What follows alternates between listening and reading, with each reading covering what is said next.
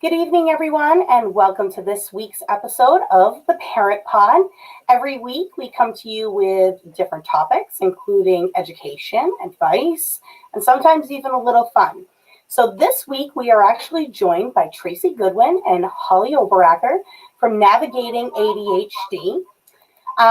They are going to talk to us about a lot of different things. We're going to be talking about what their company offers and the services, as well as sharing tips, strategies, and tricks for home and school to use as you're navigating ADHD. Even in the best of times, ADHD is tricky to navigate, and especially now with the pandemic. And, you know, we've got all these abnormal times. You might be home, you might be remote, and it's a whole new world. And again, as if it's not hard enough, now it's gotten a little bit more hard. So we're going to have some great guests tonight. We're also going to be giving away prizes. If you ask a question, you'll be entered to in random.org as you ask your question for the ladies. Just submit it in the comments on whatever you are watching, either Facebook or YouTube, and we will enter you to win. And the ladies will take your questions throughout the night. So we're really excited to have them join us. And don't forget, next week, we have our fall cocktail special with Alexandra Speck, a returning co-host, and our friend and mixologist from the Landfall Restaurant, David McLean, and that's going to be super exciting. So do not miss that one. We're going to get the recipes out to you this week so you can have them along with us. And now, without further ado, I'm going to welcome in Holly and Tracey. So here we go.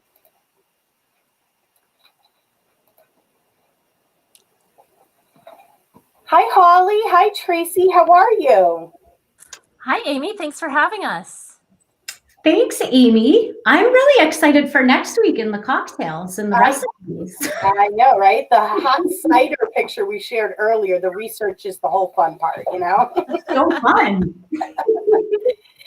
So I'm excited to have you guys as our guests this week. You actually, with the recommendation of our friends, Christine and Tina with Cape Cod Advocates, had recommended that we connect. I was really excited about this because this is a great niche topic, and I think a lot of people, I mean, the rates of ADHD we know have gone up statistically in this country for whatever reason. I'm sure there's a multitude, but it's really great to have people who specialize in this area to give our local families the help and support they need, because as you might have heard me saying earlier, it's hard navigating things like ADHD at the best of times, right? It's hard enough. So to throw in the pandemic and lack of socialization and all kinds of other craziness, it definitely makes it harder. Virtual school, in school, what's going on? Increasing anxiety probably does not help it. So why don't you two ladies introduce yourselves first? That sounds great. Holly, you want to go first? Do you always go first? Sure. So my name's Holly Oberacker, and I'm a licensed mental health counselor and an art therapist. And so for navigating ADHD, I certainly work on the diagnosis of ADHD with both children and adults. But I work on anything that falls under the mental health umbrella as well. So I would work on anything that goes along with ADHD, such as mood disorders, depression, anxiety. And then if there is a diagnosis of ADHD, I would work on the aspects that have to do with behavior, social skills, impulsivity, and that kind of thing. And I do all of the ADHD and executive functioning coaching. So that means I do anything really that falls into organization, routines. It can be life skills, dealing with procrastination, managing time, and some of these things are definitely just so much more exacerbated right now with the pandemic and people struggling with those things even more, ADHD or not. Just some of those things are much more difficult right now. Absolutely. Absolutely. So tell us a little bit about navigating ADHD, what you do, how it was founded, how did everything kind of come about? Yeah, it's such a fun story because Holly and I didn't know each other at all. And Holly, how many years has it been? I don't even know. Well, I base it on the age of my middle child, not my youngest, but my middle. Right. He's now 12 and he was a baby. Right. So So this is kind of where the story starts is Holly was out on maternity leave. We had separate practices, but same clients. So I would have teenagers or kids come see me and they'd say, you have to meet Holly. You really need to meet Holly. And then they'd tell me, she's going to be out of work for a while. You really should talk to Holly. And so that's what we did. We decided to meet. We met once at Starbucks. We should do a commercial for Starbucks, actually. We should. Did a lot of work at Starbucks.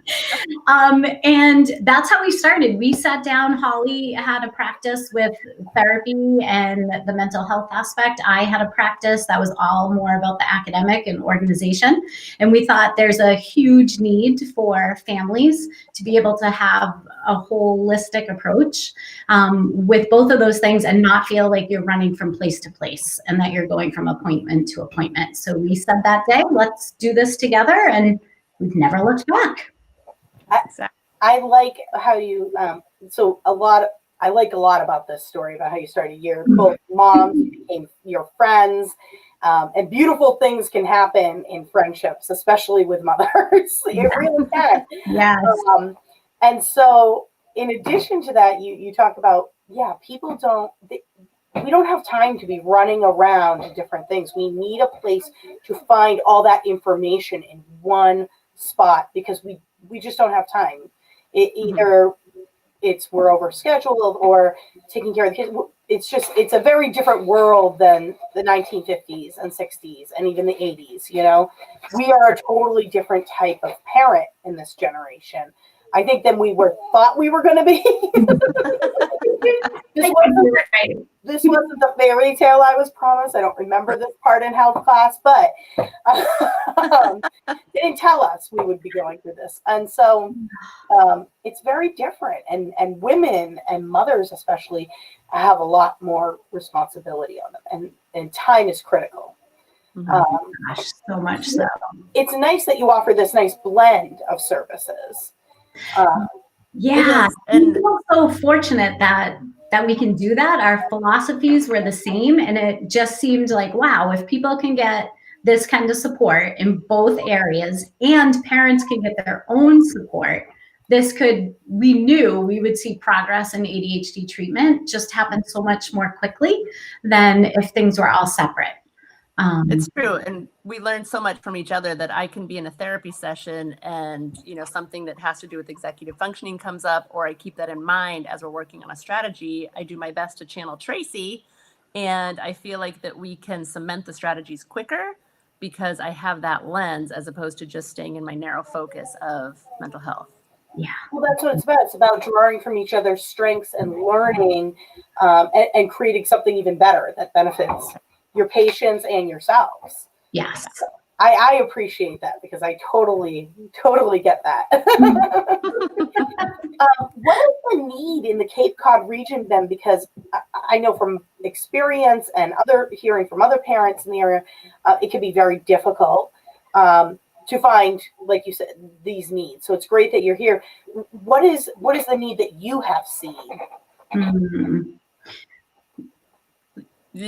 I feel like the need here is the same as where it is everywhere else, is that, ADHD affects 3 in 10 kids in every classroom, or 3 in 30, depending upon, which study you follow, but that's a lot of kids.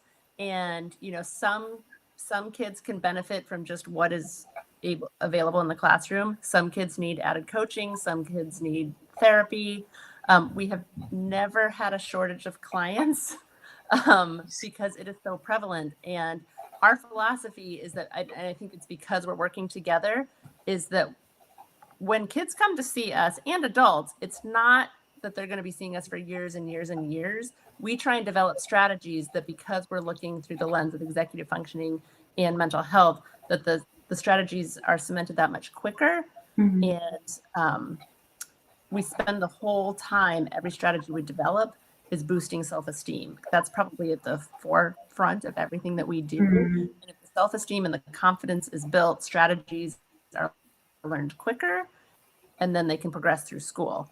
And mm-hmm. I think because that's been our philosophy, that we've been fortunate enough to speak at the various PTOs and connect with pediatricians and neuropsychologists. And so, the need is great, but the work is easy for us because we love it and we kind of know the formula that works. That's important. Yeah. And I definitely think, with the pandemic, I think we've seen some differences being we've had a lot of people contact us that maybe had heard, the teacher had concerns about their child or the coach or whoever it was. But maybe they didn't see it enough at home to feel concerned. And then it was probably by mid or late April, we had so many calls of families like, oh my gosh, I didn't know until I saw them like trying to get their schoolwork done. Or now I really understand that this is a huge challenge, or, that they're having a hard time staying on schedule or finding what they need, even though they're not leaving the house.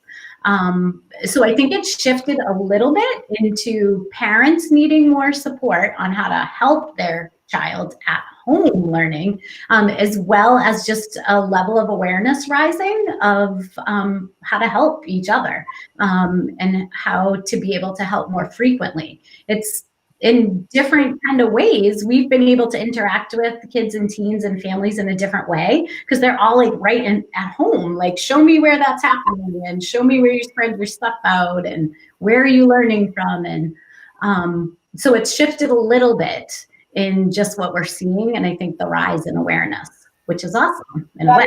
Gotta love that virtual learning. Gotta love it. It's bringing out the best, isn't it? It is. But it is. It's a blessing in disguise because it did bring more awareness to it, and probably some additional empathy from people that might not have ever had to actually deal with it with their own children, never saw it, but then at home now struggle with it. And it was like, I kind of saw a little bit of that kind of, wow, oh my gosh, I never thought about this before. So before we go to tell everybody, can we explain an easy way, what is ADHD for people who may not be aware? Sure. So ADHD is neurological, and there's 3 different types of ADHD. So, you may have heard ADD or ADHD. Technically, it is all under the umbrella of ADHD, and that change was made in 1994. So ADHD, the first type is the inattentive type, and that individual may have difficulty with executive functioning, focusing attention. These are the ones that have the messy backpacks, may seem like they're dreamy and losing attention in conversation or in school. Many kids with inattentive ADHD often get a diagnosis a little bit later because they can fly under the radar at school, because they can oftentimes look like they're paying attention just because they have eye contact, but their mind is focused on probably 16 other things at the same time. Then the next type would be the hyperactive impulsive type. And this one stands out a little bit more because this is more behavior related, and this is impulsivity. This is, talking rapidly, frequently. This is trouble waiting in line, keeping their hands to themselves. This one stands out more in a classroom in particular. The most common type would, of course, be the combined type, and that would be both characteristics of inattentive as well as hyperactive impulsive. And the next question we get, is it more common in boys and girls? And it is actually probably about equal, though studies are showing that boys get a diagnosis more frequently just because they tend to be louder, noisier, stand out a little bit more. But, I want to come back to that later, so don't let me forget that. Okay. And this is such a good question too, because I know in a lot of the work that I do, a huge part of it is developing self-awareness. So it's understanding how your brain works, regardless of your age. So many times when a new client will come in and I'll say, so tell me what you know about ADHD, if they're there because of an ADHD diagnosis or we're wondering about it. And so often they're like, I don't really know. I guess I can't pay attention. We don't know all these other aspects. Some that will, once they channel it, will serve them so well as an adult. And sometimes they don't realize that they do realize this, but they've never talked to anyone about it before, that it's not necessarily that you can't pay attention. It's the brain has a surplus of attention. and that you're not able to always pay attention to the boring, usually, task at hand. So it's kind of an interesting, cool thing when kids start thinking about it as, what do you mean? Not everyone's brain pays attention to everything at the same time? Like, no, that's why I can only do one thing and have a hard time if my brain just wouldn't be that creative to think of all those things at the same time. So sometimes for a lot of kids, and this can be a really easy tip for families as you're educated on ADHD, just talking to your kids about it, oftentimes it's like a huge relief where they're like, oh, that explains things. That's what's happening now. I get it. So it's such a good question to start with because there's so much misinformation out there about what it is, or that someone's not trying hard enough, or just try harder, or, just do one thing differently and then it will get better, or ask for help more often. It's just confusing when the right information isn't out there. So let's talk about that a little bit, because that's a nice segue to what I wanted to come back to. So there is a lot of misinformation out there. For a long time, and I can remember growing up in the 80s and 90s, it was predominantly, or seemed to be predominantly, boys, and medication was heavily pushed right from the beginning without any thought to all these other things. And it was almost, because of that start, it was perceived as a bad difference, right? It wasn't celebrated as a uniqueness. And so that's kind of a myth out there that there's something wrong with you. Because, in my opinion, they're super special. Their brains work at a whole different level. And they just don't have the creative outlet always, or the way to express it, or the tools, because society isn't set up for that. So that's one of the major myths. The other one is about boys. And I think we forget a lot of times, I know it's equal, but they do learn different, and boys do tend to be at a younger age louder, more physical. They want to burn energy. And so I feel, this is my opinion, I don't know if you ladies agree, but a lot of times behaviors early on can be looked at or called attention to that, hey, it's just a kid who needs to get some energy out. Instead of problem solving it, we look at it as, no, sit down, do this, do that. You have to be in this box. Yeah. It's so very true. And it's looked at more of behavior choices, like choosing to talk more, louder, not pay attention, fall out of your seat. But it's really just a matter of there's energy inside that needs to get out. And, and if there is a quieter girl that might actually have the same diagnosis, she might have the same amount of energy, but it's all coming out in how rapidly she thinks about things, or it's just different, or it can look different. And the key is truly understand what's happening in the brain and not assuming there's a certain type of intention or disregard or disrespect. It's just the way the brain works. Yeah. Exactly. Yeah. And I'm glad you said that, Amy, about, it's not like there's something wrong in your brain. When Holly and I were writing our book, we decided to take quotes that kids had actually told us. And Holly, I always love that one about the boy who was basically saying, like, I think it's everybody else has a problem. Like, exactly. Way. It's not me. Yeah. And that's just always stuck with me. I love that. And I love it. One of the first things I do oftentimes when I'm working with a new client who is new to the diagnosis of ADHD is we actually go through their heroes and celebrities who have a diagnosis and who wouldn't be where they were today if they didn't have ADHD. So many athletes, so many actors, everybody that these children look up to have ADHD, and it's because they have the they have the creativity to pursue it. They're so very persistent, but they also have this ability to hyperfocus, which is unique to ADHD. And that's the ability to actually kind of do the opposite of what we were talking before, but tune out everything else and put all of your attention so intensely on one thing that you don't hear people talking to you. You don't notice the temperature. You don't think about anything else other than what's in front of you. And I think that's another myth that comes along with ADHD is, and we see this a lot when there's a later diagnosis, because parents are like, I don't understand why the teachers say they don't pay attention. He can sit and play Legos for 4 hours. It's because it's interesting. So it's very stimulating to their brain so they can hyper focus. But when they get into school, maybe it's challenging, maybe it's not interesting. So that's when all of the other interesting things come into play and is more stimulating, and they pay attention to 16 different things. Right.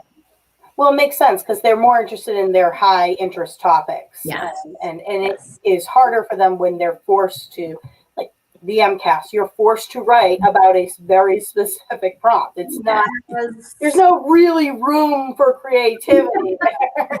It is what it is. Exactly. So were you going to say something, Tracey? I'm sorry. Nope. So currently right now, kids at home, kids in school. Let's start with the challenges of kids at home and parents kind of navigating remote schooling with a child with ADHD, or maybe a child that they never thought, like we discussed, had any type of these things, and how they navigate that. It's a good question. So part of it is really helping put systems in place so that there's a flow to the day, and that flow to the day is posted and there's visuals. There really has to be visuals to help children, especially if their mind is 5 steps ahead. There needs to be some kind of reminder that they can see to bring them back.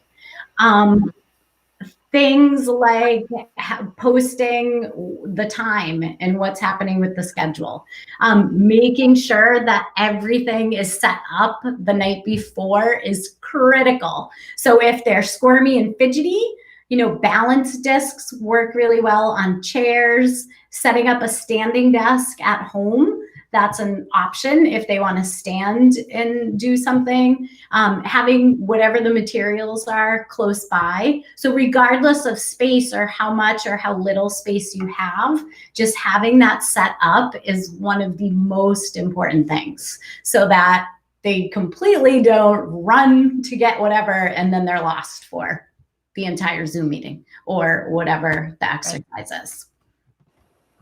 Yeah, so structure, what I'm hearing you say, structure, scheduling, and these reminders of what the expectations really are. Yes.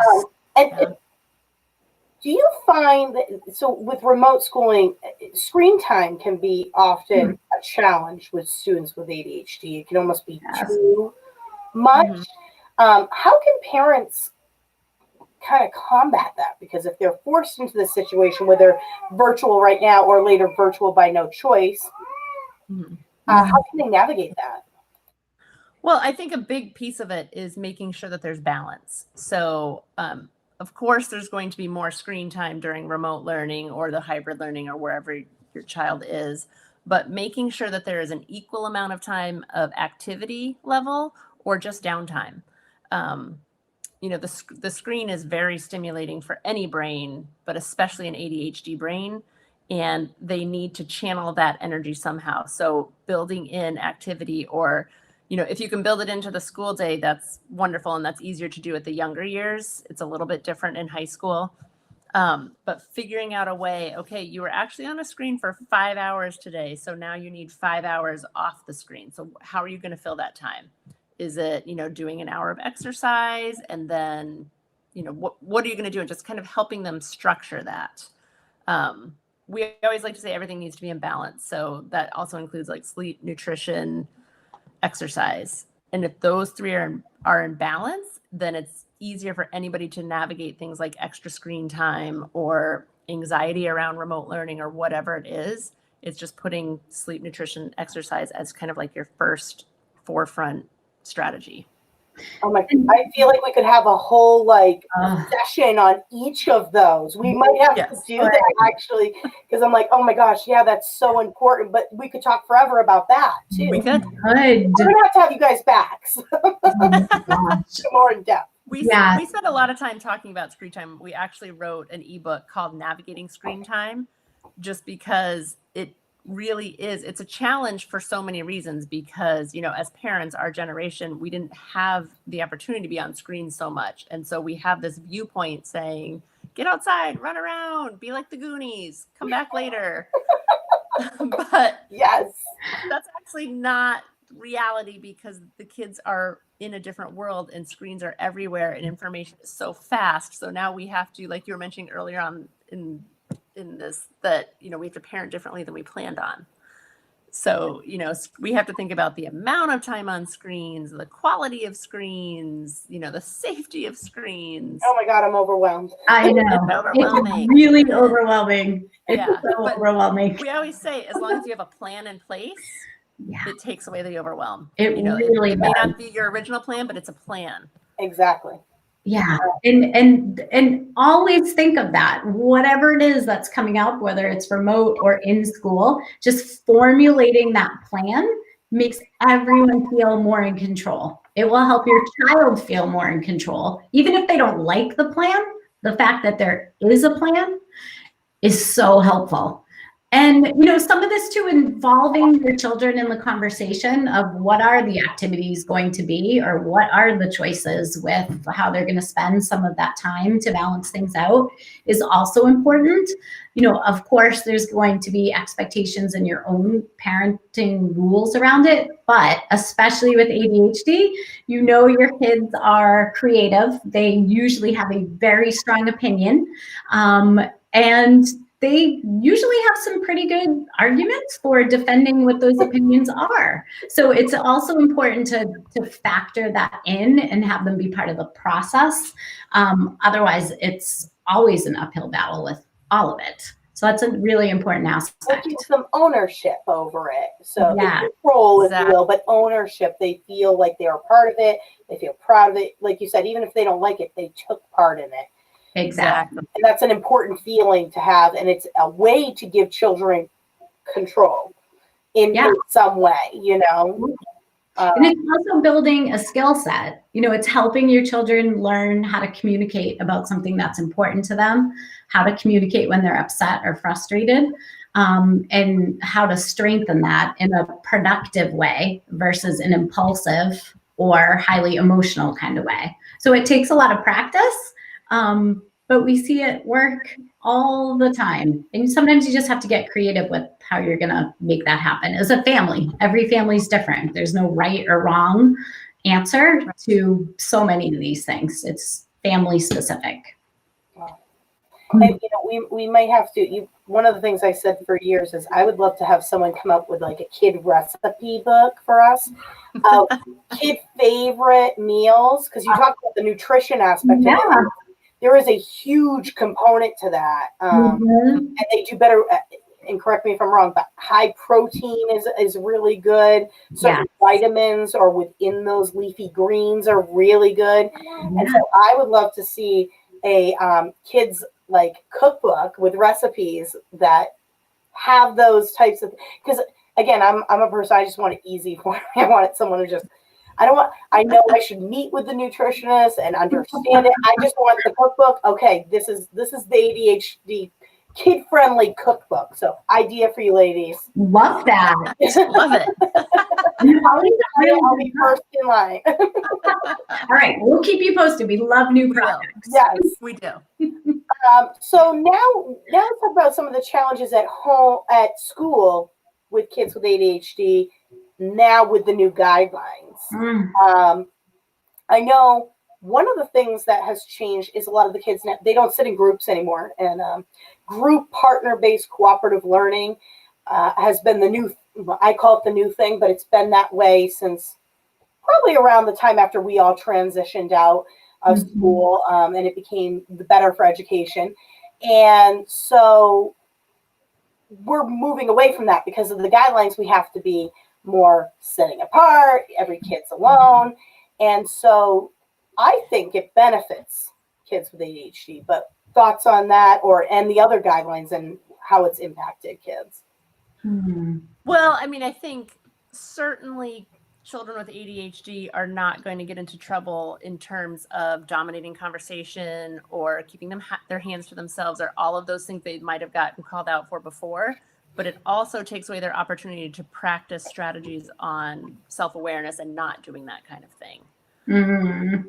So true. It's like a catch-22, but it's really almost is. like you get like a little break Yes. from them constantly getting called attention to Yes. by whoever or the other students. And so I think that's been somewhat of a blessing for some. It is. And I always try and look at the positive. So I, so here, this would be a good year to focus on another skill. And, like children with ADHD learn best if they're focusing on one skill at a time. So maybe rather than cooperative learning, like they're focusing on a different skill, and that is going to be their project for the next 3 months until they shift to the next one. Mm.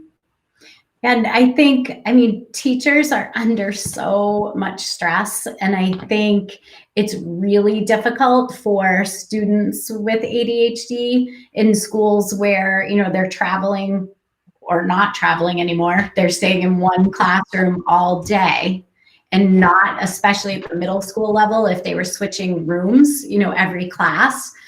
That's a huge challenge for kids right now with ADHD, and what to do about that movement and that need to just have a different space or environment. So, I've seen teachers be able to switch what side of the room everyone's facing, or, stand and you're actually moving your desk, so some of those kind of physical things that are happening more than they probably did with cooperative learning in a way are just happening in different ways, which can then turn into kind of a cool experience for kids with ADHD who are learning entirely different ways that they need to move and what they need to do. And learning to advocate for themselves when they need a break is even more important right now, to be able to maintain attention, especially sitting in the same room all day. And some of the other things that we've seen, and we were talking about earlier for my district, they're really getting outside. And I think a lot of the districts are trying to do that. Yes. Thanks. I'm grateful to my community because we're really making an effort, a community effort, to get them outside. And I know that has been beneficial for a lot of kids. And it gives them that ability to both have this fresh air, a different change of environment. And there's, again, we could have a whole nother show on that, and the health benefits of outdoor classrooms, which we will have to do that too. Right?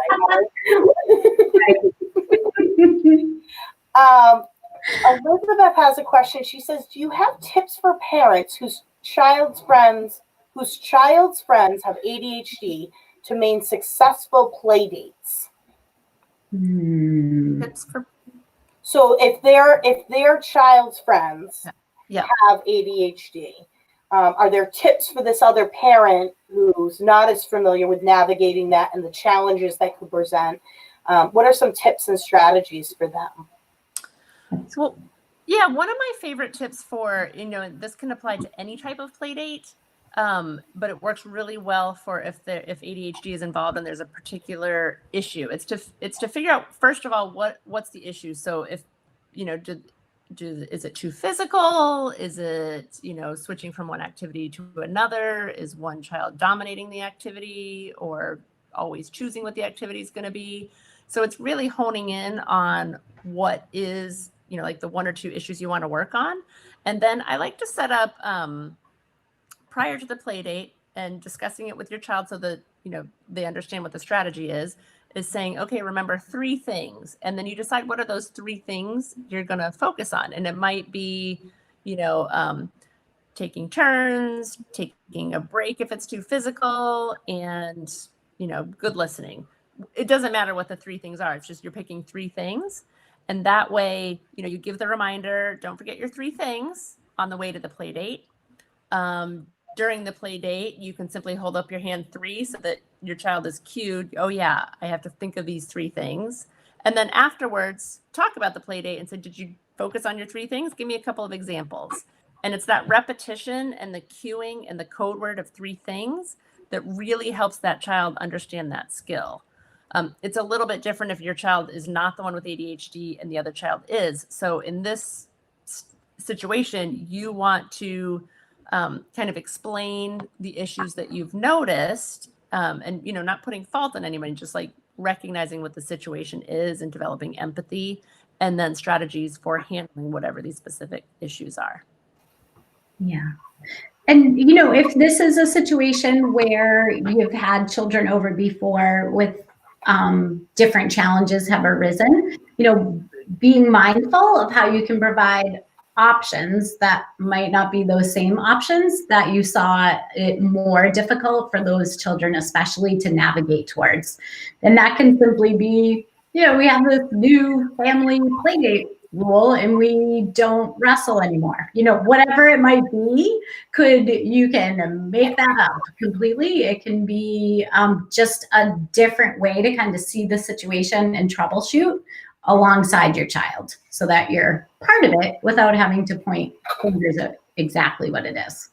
One of the key words it's empathy is really crucial on both sides, but having empathy, it's especially hard as a parent of a child with one. You can feel anxious about it, constantly worried that something's going to happen, embarrassed, frustrated, feeling like they don't want to be friends with you anymore. So that can be so if the other parent, Liz, can have empathy for that and just say, you know, you're going through a hard journey and I'm here to have your back. Because that might be one parent's journey. That might be their difficult cross to navigate. Okay. And what seems like right now for parents who might not have a lot of challenges, there may come a time when you need to navigate something difficult. Yes. And we're all going to have at some point throughout our parenting journeys, difficult journeys. And so it's having empathy and no judgment and say, hey, I'm here for you. I see you're trying to do the best you can. How can I support you?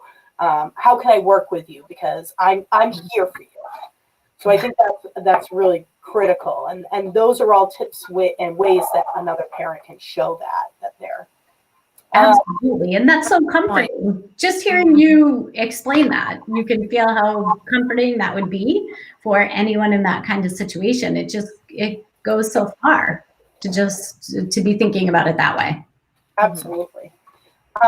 Phoebe wants to know, how can we refer to Holly and Tracey, and what insurances do you accept? That is a great question. To refer to us, you can call us directly. I think our website was up, but our phone number is 508-566-0093. And that's the best way to refer someone to us or to refer yourself to us. The way insurance works is we don't go through insurance directly. So we help people go through the process of how to get reimbursed for insurance coverage.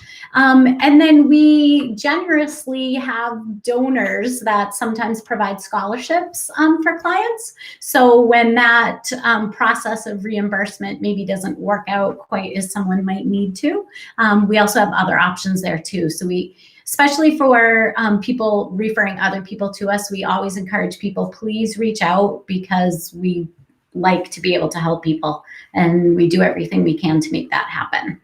Right. We also have developed a membership, which is a very affordable option, which is for parents. And what we do is they sign up on a 3-month basis.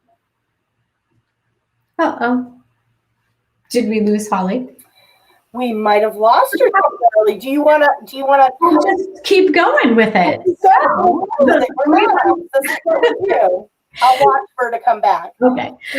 So Holly was talking about, we have a parenting membership program where we run support groups twice a month. They're through Zoom meetings. And then we provide tons of content each week, 3 times a week, different tip sheets, podcasts, audiobooks, a bunch of different things. And then we also have drop-in support groups for families, which is another affordable option. Hi, I just back up where you left off. Perfect. And those can be found on our website on the events link. A lot of people are enjoying both. And if it's for someone who just want to pop in every month, there's ways to do that right on the website. Awesome. So, do you have, as we start to wrap up here, do you have some other tips, tricks for parents pre-pandemic, during pandemic, during the endemic, whatever it's going to be? The new flu, I don't know. I give up. Whatever. Holly, do you want to talk about the teaching unknowns? Yes, this is actually probably my most talked about tip with every family I work with. And we call it teaching the unknown because, particularly during the pandemic, there are so many unknown factors. And, really, if you break down what anxiety or worries are, it's the unknown. It's something that pops into your brain that you don't know what to expect. And usually our brains go to the worst case scenario, especially if you are a worrier, it's the worst case scenario. So what we like to do is teach the unknown. And what that means is if there is a change coming up, you want to focus on everything that you do know to be true. And so, pre-pandemic, we would talk about this. If your child had trouble with transitions, we might say, okay, instead of typically going to soccer after school, you have a doctor's appointment. So a child might have trouble with that because it's out of their expectation. So you would teach what they know to be true, which is, okay, I'm going to pick you up from school 15 minutes early. You're going to come down to the office and then I'm going to sign you out. Then we're going to get in the car. We're going to go to the doctor. The first thing you're going to do and walk through the doctor's appointment. And then after the doctor, you're going to come home. We're going to have a snack and then go through the routine as we normally do. So you're just kind of walking through the changes. During the pandemic, there's so many different changes that I've actually shifted to making these changes visual. So, whatever that change may be, maybe there was, Monday and Tuesday, you're in school in person, Wednesday, you're remote. So you want to write down the expectations for the day. And then if there's any change that's going to happen based on what you've written down, develop a code word with your child. And that might be, one family we worked with always said, okay, no surprises. So as soon as the mom would say, okay, no surprises, and then she would lay out what the change was so that there would be no surprises. So for example, if, your expectation is that you're in school from 7 to 2, and then, you're supposed to go to, you have the afternoon free to ride your bike or kind of hang out and do whatever, but then something pops up. So you pick up from school at 2, you say, okay, no surprises. We actually have to go, to Old Navy and get new uniform clothes or whatever it might be. But it's the code word of no surprises that alerts that there's going to be a change. So it stops that unknown fear or worry. That totally makes sense. Because it's like it triggers that response to say, okay, I'm getting the information. I've been informed. There's no unknown. I'm in control. I still have control. Exactly. And when particularly if there's ADHD, if they tune into that code word, no surprises, it also alerts their attention. Okay, now I really need to listen so I know what the change will be. Absolutely. By the way, Phoebe says, thank you. She'd love to get some more information about your presentation for parents and educators. So we'll put you in touch, Phoebe, with Holly and Tracey. Phoebe's one of my favorite school support staff. She's over in the Mashpee School. She is the best feelings teacher. Next to my feelings teacher. They're tied for number 1 in my book. That's fantastic. We love working with teachers too. We do a lot of different presentations too, professional development, those kind of things for educators. But teachers are working so hard, as well as all the parents out there. And it's hard for everybody, even people who, I'll tell you, for me, And I've never been diagnosed with ADHD, although at some point since becoming a mother, I've probably thought that I had it a million different times. Maybe I do. I don't know. And I am religious about my calendar. I have this calendar. I have to write everything in it. And so pre-pandemic, I felt really efficient. I was like, okay, I've got my schedule. I know what I'm going. I mean, I had this thing down to a science, to the minute. It was like, okay, and I had to do this. And I would know exactly how to drive to get everything done in the most efficient way. I was like a robot. And then months of not doing any routine. And you know what? That's partially my fault because it was like, oh my gosh, all of a sudden we're at home and it was like this unknown. And I didn't put a schedule into place right away, even for myself. Yeah. And that kind of snowballed and snowballed and snowballed. And so it was really hard for me. And I sat on our school's reopening committee. I knew school was going to be reopening, but it was hard for me to get back into the routine. I mean, it took me a month and I'm still readjusting. I'm still not back to that, which frustrates me that I'm nowhere near as efficient and I forget things now. But it's retraining my brain after all this time of being out of routine. So routines are they're important. They are important. They are. I mean, it's nice to go for a week, to the Caribbean or something someday, and not have a routine. But it's not nice to be on vacation for 6 months and not have a routine. No, it's true. And so many kids especially fight the idea of a routine that we've actually started calling it a flow to the day. Yeah. So sometimes people are scared of the word routine because it's like at 8 a.m. I have to do this. By 9 a.m. I have to do this. And that can be overwhelming. So we think about it's just a flow to your day. First you wake up, then you have breakfast, then you exercise, and whatever it is, it's in order, but it's not so rigid that it's scary for some. Absolutely. It's interesting how the brain has changed because of the pandemic, though. Yes. Oh my gosh, so much so. And I think there's probably an underlying hesitation for lots of people to fully commit to doing anything a certain way anymore because it feels like we can just get taken away because we don't know. So I do think that is a part of it, especially for parents. And you crave it. It's like, I want it. I want to be back fully. I mean, we're doing some stuff, but I want back that full routine. But at the same time, you're right. I'm like, but if I get fully back into it, they're going to rip it away. And why do that? Let's just do like a medium now. Go there.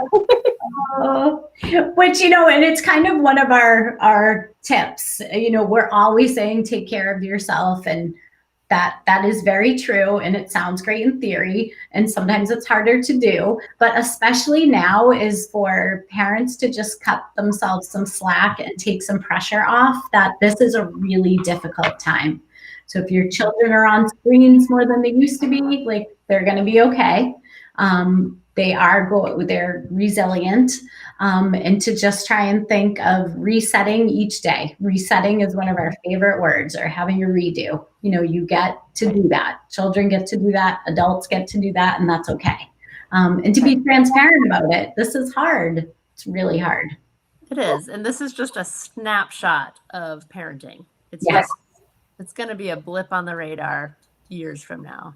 Right. Well, like we talked about, this wasn't anything that they warned us about in health class. Like, hey, by the way, when you guys get out of high school someday and you become parents, right, you're gonna have to parent during a pandemic. And by the way, that hasn't happened in like 100 years. Yeah. And most of you are dual working families, or single moms, or single parents, and you're barely scraping by getting food on the table. But you're a war. I said it to my father, and he laughed at me. He goes, "You're out of your mind." I go, "It's like because we're at war with a germ, right?" I'm a wartime parent. You don't know what this is like. And he just laughed at me. I'm like, "Please, this is not how you got to parent."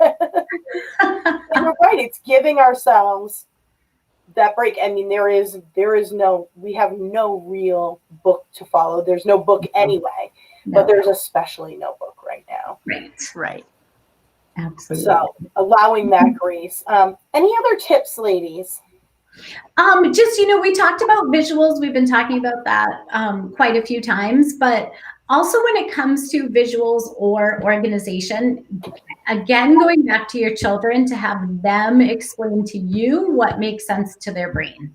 Because your system or how you make a visual, what it looks like, could be really different for your child. And especially with the ADHD brain, what looks disorganized to a very organized person might actually be kind of organized if they can find what they need. There's no stress involved. They're not losing anything. So we really want to make sure that your children, even younger ones, are involved in that process. So you get to learn from them what makes sense to where their papers go and how they get stacked up and where they keep their backpack or whatever it might be.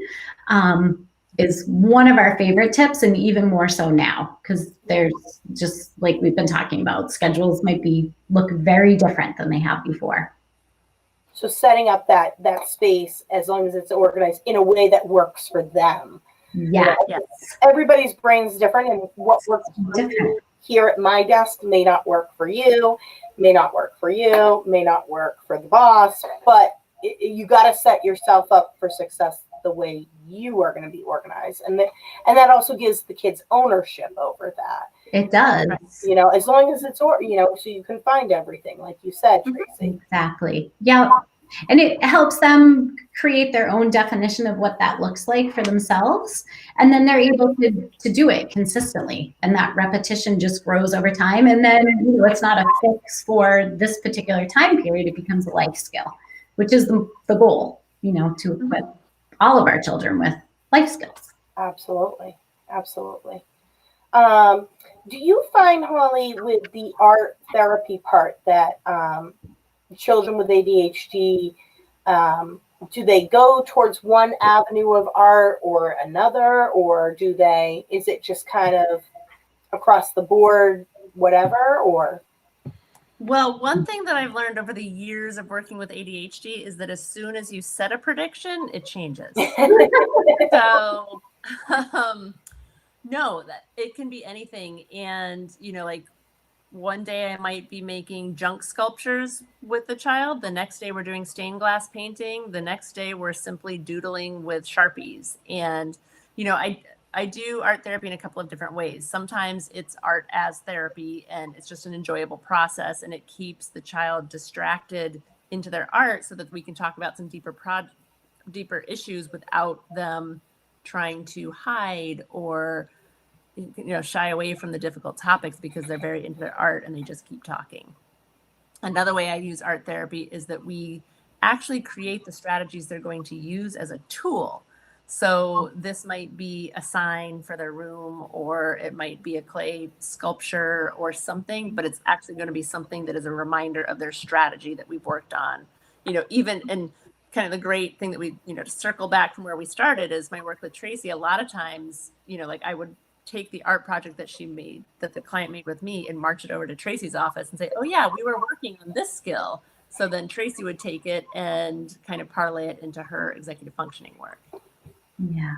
So, yeah, the hands-on part of it is fantastic. And in coaching sessions, it's the same way. Some kids are making stuff and building stuff because they need to do that while they're talking.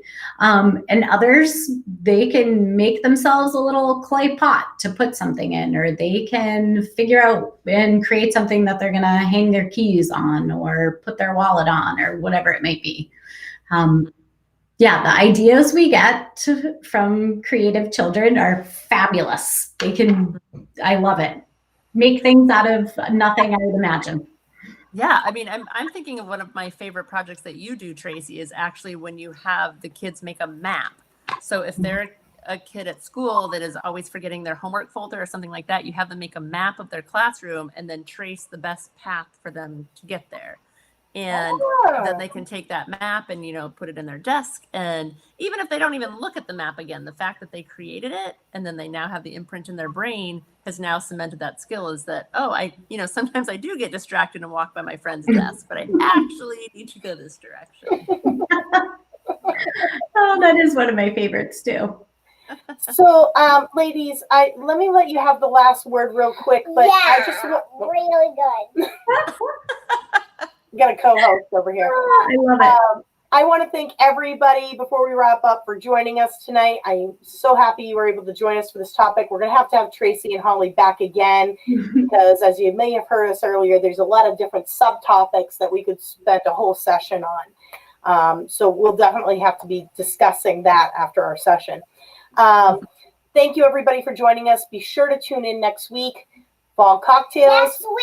Next week with our adorable and handsome mixologist, David McLean, head bartender at the Landfall Restaurant, 4 recipes.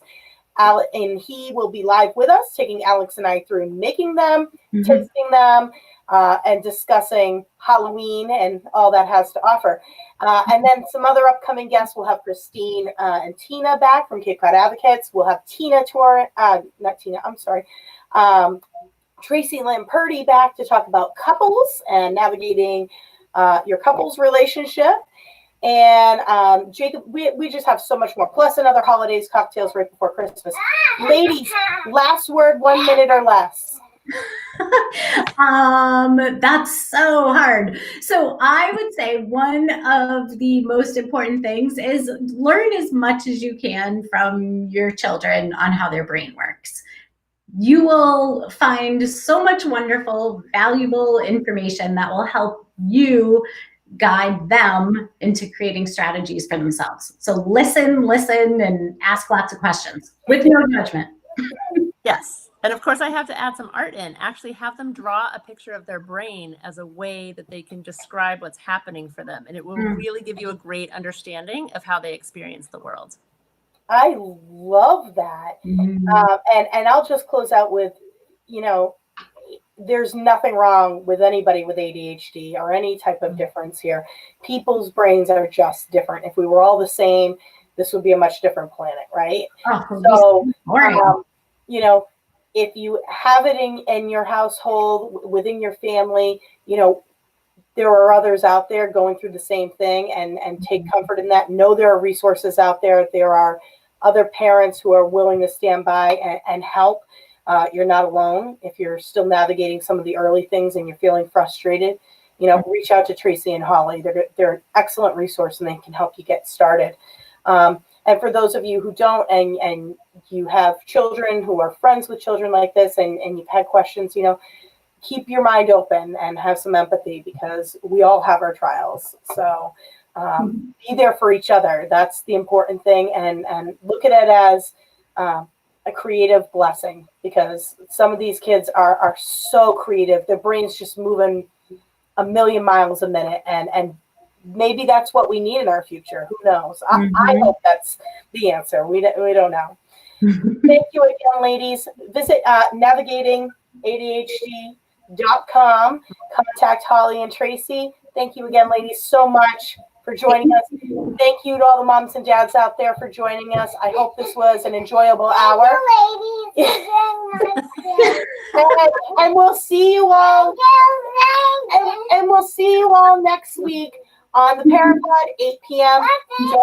Don't miss Fall Cocktails, right, Olivia? And we'll see you after dinner. We'll see you later.